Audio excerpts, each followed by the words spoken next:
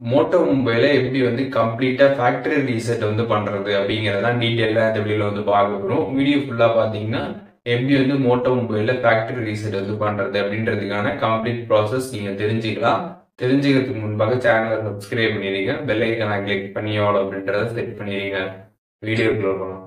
Moto மொபைலில் இருக்கக்கூடிய settings app வந்து ஓப்பன் பண்ணிடுங்க. ஓப்பன் பண்ணதுமே சர்ச் பாக்ஸ் கொடுத்துருப்பாங்க, அதை கிளிக் பண்ணி ரீசெட் அப்படின்னு சர்ச் பண்ணிடுங்க. சர்ச் பண்ணதுமே erase all data factory reset அப்படின்ற மாதிரி ஒரு ஆப்ஷன் பார்த்தீங்கன்னா கீழே வந்து வரும். அதை கிளிக் பண்ணிடுங்க. கிளிக் பண்ணதுமே erase all data factory reset option இருக்கும், அதை கொடுத்துருங்க.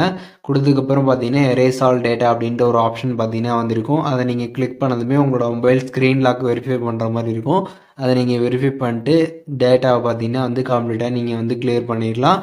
ஸோ இந்த மாதிரி நீங்கள் வந்து ஃபேக்ட்ரி ரீசெட் வந்து பண்ணுறப்போ உங்கள் ஃபோனில் இருக்கக்கூடிய எல்லா விதமான டேட்டாவும் கம்ப்ளீட்டாக பார்த்தீங்கன்னா வந்து எரேஸ் ஆகிடும்.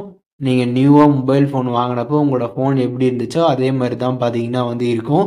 அதனால் நீங்கள் ரீசெட் பண்ணுறதுக்கு முன்பாக உங்கள் மொபைலில் இருக்கக்கூடிய டேட்டா எல்லாமே உங்களுக்கு தேவைப்படுது அப்படின்னா நீங்கள் வந்து வேறு டிவைஸ்க்கு பார்த்தீங்கன்னா அந்த டேட்டா எல்லாமே ட்ரான்ஸ்ஃபர் பண்ணிட்டு ரீசெட் பண்ணிங்கன்னா உங்களுக்கு கரெக்டாக வந்து இருக்கும். ஸோ இப்போ இந்த வீடியோ மூலியமாக மோட்டோவில் எப்படி வந்து ஃபேக்ட்ரி ரீசெட் பண்ணுறது அப்படிங்கிறது டீட்டெயிலாக தெரிஞ்சிருப்பீங்கன்னு நினைக்கிறேன். இதில் எதுவும் டவுட் இருந்துச்சுன்னா கண்டிப்பாக கமெண்ட்ஸில் மென்ஷன் பண்ணுங்கள், நான் எல்லாருக்குமே ரிப்ளை பண்ணுறேன்.